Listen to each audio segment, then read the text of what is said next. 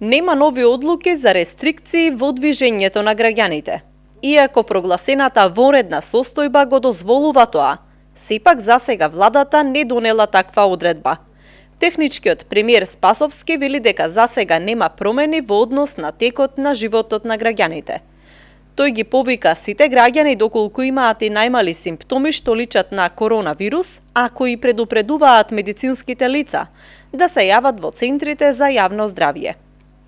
Вонредната состојба, која ќе трае 30 дена, со можност доколку е потребно да се продолжи, не значи дека ќе замре животот на граѓаните. Сите функции на државата ќе продолжат да се остваруваат и во овие услови, а правата и слободите на граѓаните не се ограничуваат по автоматизам.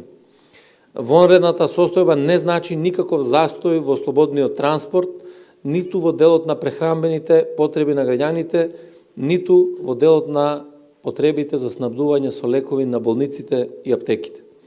Денеска се продолжува да функционира во секојдневниот живот, исто како и вчера. Нема одлуки за нови рестрикции во движењето и извршувањето на професионалните обврски на граѓаните. Исклучок од ова, сега за сега, се само подрачјата на општините Дебар и Центар Жупа, бидејќи тие региони се утврдени жаришта на вирусот и таму имаме кризна состојба. Препораката возрастната категорија граѓани да останат дома и натаму останува. Спасовски од нив побара за помош да им се обратат на волонтерите кои ги има во сите општини. Уведената вонредна состојба не значи ново ограничување по автоматизам, туку можност и олеснување на работата на владата доколку е потребна. Да се донесе уредба со законска сила, со цел да го заштити здравието на граѓаните и да се справи со економските последици, кои за жал ги чувствуваат граѓаните на Европа и светот.